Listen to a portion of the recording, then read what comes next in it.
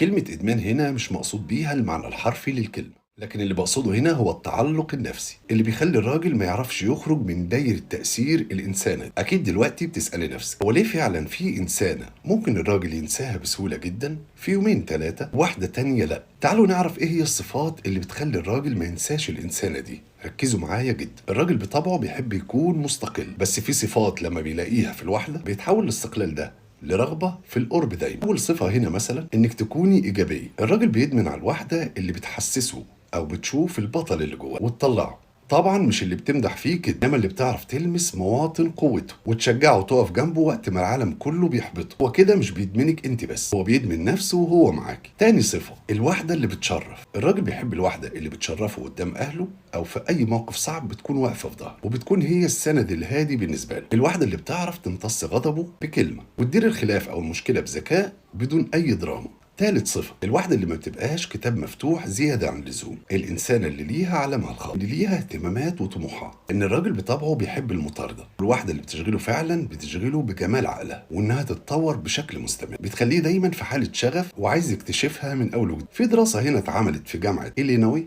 في امريكا بالمناسبه، فاتت وقالت ان الانجذاب الطويل عند الراجل ملوش علاقه اصلا بالشكل. بس خلونا نركز على نقطه مهمه، ان الكلام ده مش تعميم على كل الرجال، لان كل راجل ليه الكتالوج الخاص بيه. يعني مثلا هنلاقي الراجل اللي بيدور على الحنان، وراجل تاني بيدور على الطموح، وفي راجل بيدور على خفه الدم. فكل راجل ليه تركيبته. الذكاء الحقيقي هو انك تفهمي شريك حياتك عايز ايه بجد. يبقى الصفه اللي بتخلي الراجل يدمنك فعلا هو انك تكوني انت نفسك بلا اي تصنع، لان التصنع مع الوقت بيبان وبيروح اصلا. كوني عارفه قيمه نفسك وواثقه من نفسك، هتعرفي تدي حب حقيقي وامان بجد. قولوا لي بقى رايكم، ايه هي اكتر صفه شايفاها انها مفتاح قلب الراجل؟ وانت قول لي اكتر صفه بتخليك تقول هي دي الانسانه، هي دي ومفيش غيرها.